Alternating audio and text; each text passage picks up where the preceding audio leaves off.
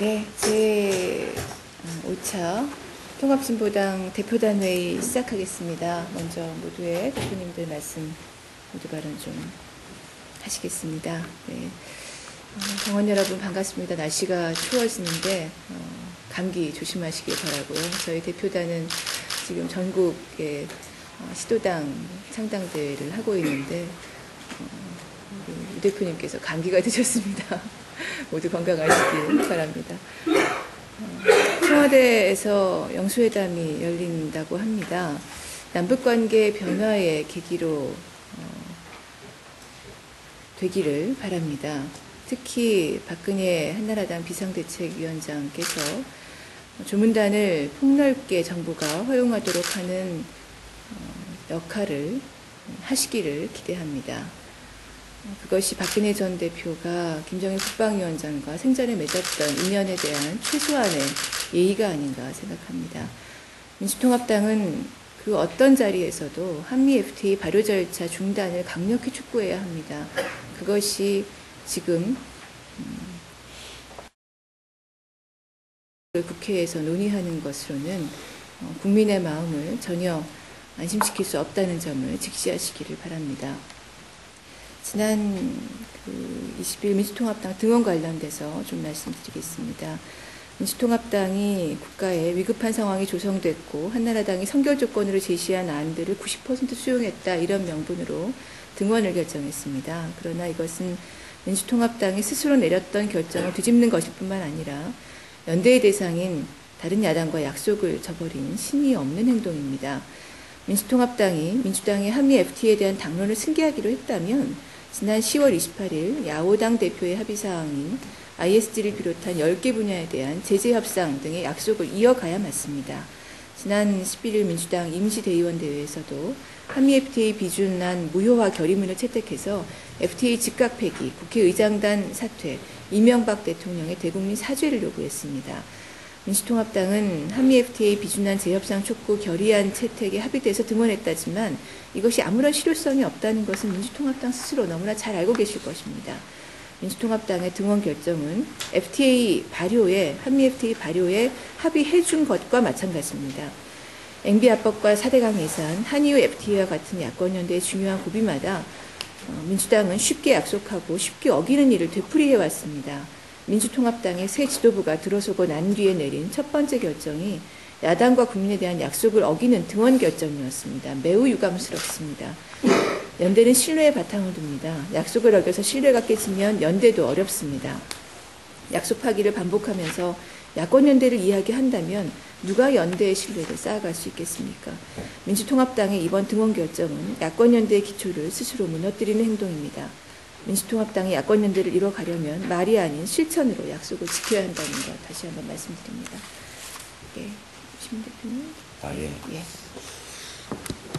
예, 당원 동지 여러분 안녕하십니까? 제가 목소리가 약간 갈라지고 있는데 목감기가 왔습니다. 두 분 대표님 옆에 안 가려고 노력하고 있는데 어떨지 모르겠습니다. 어제 우리 통합진보당 임시 홈페이지가 오픈이 됐죠.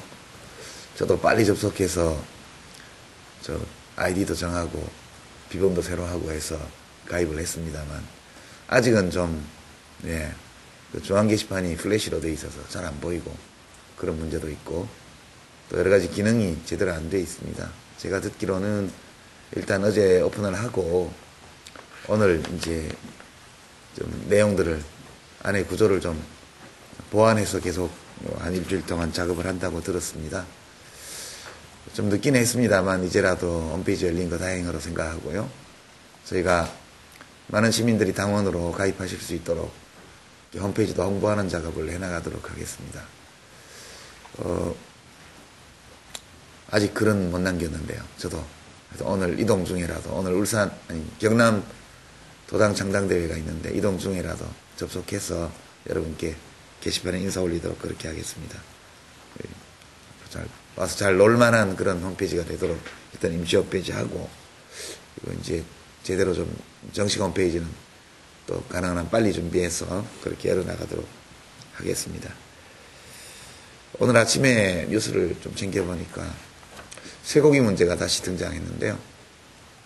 원령 30개월 이하로 이렇게 지난 촛불 시위에 놀라서 정부가 다 열기로 합의는 했다가 열지 않고 이렇게 30개월 이하 해오던 것들을 다시 이렇게 문을 열려고 하는 게 아닌가. 지금 김정은 통상교섭본부장이 미국 언론이나 또는 미국 관계자들과 접촉하면서 내놓은 말들이 보도되는 걸 보면, 이명박 대통령께서 청와대 뒷선에 올라가서 엄청 반성했다고 하시면서 그렇게 임시로 원령 제안을 했던 거마저 지금 다시 무위로 돌리고 다 열리는 게 아닌가 이런 생각 듭니다.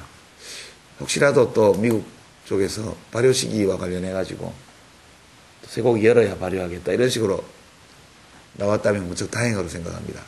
열지 말고 계속 시간을 끌 수 있는 그런 근거가 되기 때문에 이 문제에 대해서 다시 한번 우리 통합진보당이 관심을 가지고 정부가 광우병 위험이 있는 그런 30개월 이상의 원령이 확인되지 않은 쇠고기까지 또 열거나 다른 위험한 SRM 부위까지 열리는 게 아닌가 이런 경각심을 가지고 지켜보도록 그렇게 하겠습니다.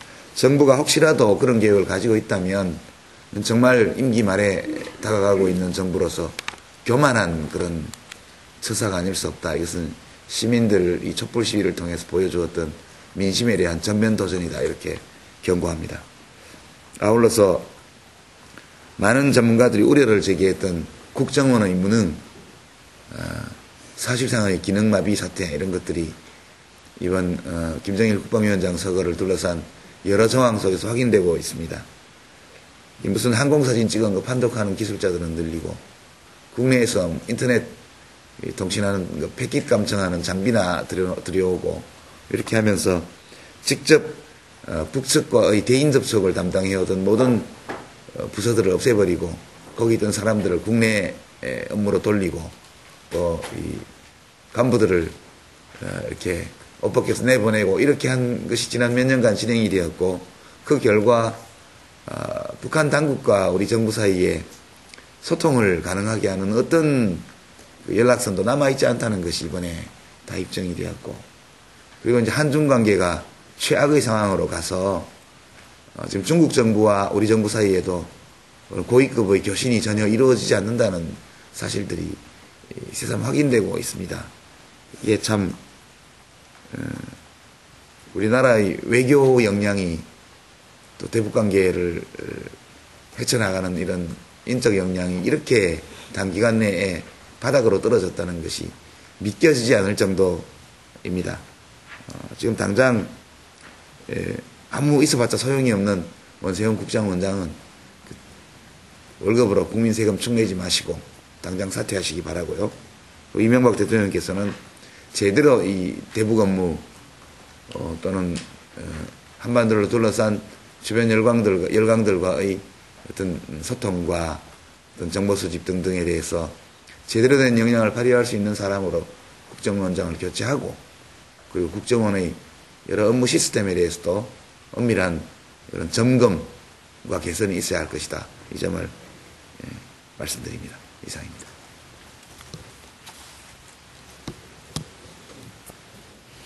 당원 동지 여러분, 어제까지 부산시당 그리고 전북도당 두 군데 창당대를 마쳤습니다. 모두 힘차게 지금 진행되고 있고요. 저희 새 대표도 헌신의 힘을 다해서 우리 당원 동지들 만나고 있습니다.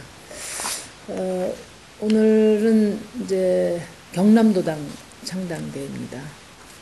이따 기자간담회도 있고 해서 또 오늘 두 분 다 좋은 말씀 하셨기 때문에 저는 우리가 주목해야 될 슬픈 소식 하나 공유하고 또 이 자리에 총장님, 정책위원장님 다 계시니까 좀 대책을 좀 주문드리도록 하겠습니다.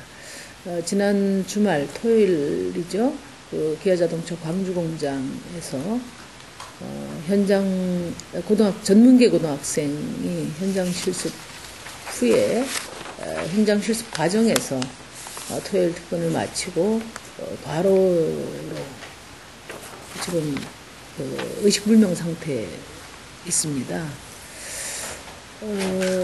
이 학생은 18살 고3 학생인데 보도에 따르면은 주 58시간 또 하루 10시간씩 노동을 해왔던 것으로 알려지고 있고요. 또 어떤 경우에는 주 70시간씩 이렇게 노동이 강요된 것으로 이렇게 확인이 됐습니다. 우리나라 근로기준법 69조에는 15세 이상 18세 미만 청소년들에게는 하루에 7시간 그리고 주 40시간 미만으로 일을 하도록 되어 있고요.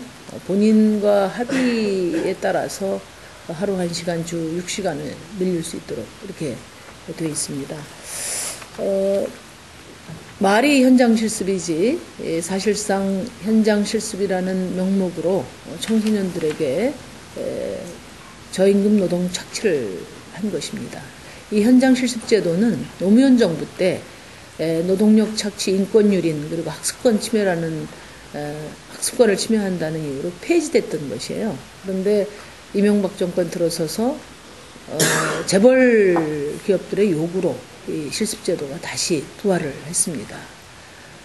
우리 통합진보당은 이 사태에 대해서 우리 노동위원회나 또 관련 부서를 중심으로 해서 전면적으로 조사가 이루어져야 되고 또 법 위반의 경우에는 검찰에 고발돼야 되고요. 더 나아가서 제도 개선 방안을 바로 만들어야 될 것입니다. 세계 OECD 국가 최장 노동 국가라고 하는 그런 오명을 갖고 있는 반노동 국가로서의 오명을 갖고 있는 나라입니다. 통합진보당이 이 사태에 대해서 주목하고 신속하게 그 대책을 마련해 나갈 것입니다. 제도 개선 방안은 이미 노동계에서 합의한 내용이 있습니다. 청소년들에게는 하루에 6시간, 지금 7시간인데요. 하루에 6시간 노동, 그리고 주 35시간으로 제한하고 특히 야간 근로라든지 위해 작업에는 투입하지 않는 것을 원칙으로 한다는 합의가 있습니다. 그래서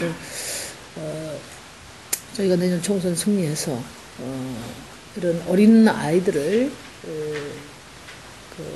현장 실습이라는 명목으로 착취하는 이런 관행을 반드시 뿌리 뽑겠다. 그런 각오로 임해주시기 바랍니다. 그리고 마지막으로 오늘 좋은 소식 하나 제가 함께 축하할 일 한 가지 말씀드리는데 오늘 이정희 대표님 생일 그죠? 이정희 대표님 네. 생일로 알고 있습니다. 42번째 생일인데요. 어제 저희가 이제 전북 도당 창당대회 하고 몇 시에 도착했습니까? 한 2시쯤 도착했죠. 집에 가니까 한 2시쯤 도착하고 오늘 또 8시까지 나왔어요. 아마 아침에 미역국도 못 잡수셨을 것 같은데 또 그러고 이제 경남을 가야 되니까 오늘 생일은 우리 당원 동지들께서 좀 폭풍 축하를 좀 해주시기 바랍니다. 네. 갑자기 민망 모드가 네, 오늘 대표단 회의 안건 보고 이렇게 준비되어 있는 거 말씀드리겠습니다. 안건은 첫 번째는 고문단 위촉이고요. 두 번째는 국문위원회 구성입니다. 세 번째는 상반기 재보선 관련 사항. 네 번째 상반기 재보선 관련 사항인가요? 예. 네 번째는 전국운영위원회 안건심의 이렇게 올라와 있고요. 보고로는 첫 번째 전차대표단 회의 결과 보고, 두 번째 19대 총선 예비후보자 자격심사위원회 보고, 세 번째 정책위원회 보고, 네 번째 여성위원회 보고 이렇게 진행되겠습니다. 안건하고 보고 이렇게 진행하면 될까요? 네. 그러면 이렇게 오늘 회의하기로 하시겠습니다. 잠깐만요. 제가 아까 우리 의영 대변인